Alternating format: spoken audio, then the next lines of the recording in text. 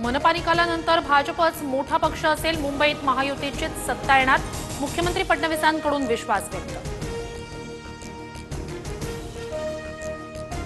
आज 5 वाजेपर्यंत घरोघरी प्रचार करता येणार, ही नवीन प्रथा कुठून आली? ईव्हीएमला नवं मशीन जोडण्यासंबंधी आधी माहिती का दिली नाही? हा नियम विधानसभा लोकसभेला का नाही आणला?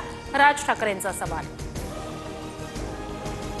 मशीनला दोष देणं ही ठाकरे बंधूंची पराभवापूर्वीची तयारी, बावनकुळेंची टीका। तर लोकांची भेट घेणं हे नियमातच, बावनकुळेंकडून स्पष्ट। लोकांना भरकटवण्याचा राज ठाकरेंचा प्रयत्न, मराठी माणसाचा आज देवाभाऊंवर विश्वास, दरेकरांची टीका।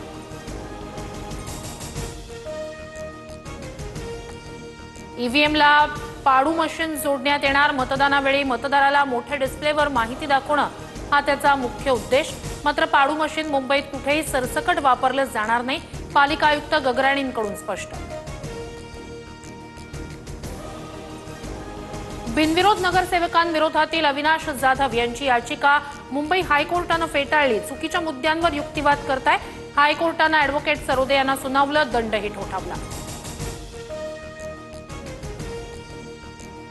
राज्यात महानगरपालिका निवडणुकांचा रणसंग्राम, 29 महानगरपालिकांसाठी उद्या मतदान, 15,000हून अधिक उमेदवार रिंगणात। मतदानासाठी साहित्य घेऊन जाण्यासाठी कर्मचारी साहित्य केंद्रावर।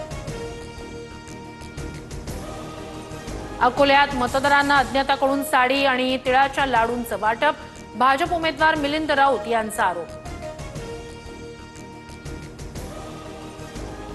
पनवेलमध्ये पालिकेच्या कर्मचाऱ्यांनी भाजप उमेदवारांसाठी पैसे वाटल्याचा मनसेचा आरोप। मनसे नेते योगेश चिले यांची पुरावे सादर करत पोलिसात तक्रार, पोलिसांचे चौकशीचे आदेश।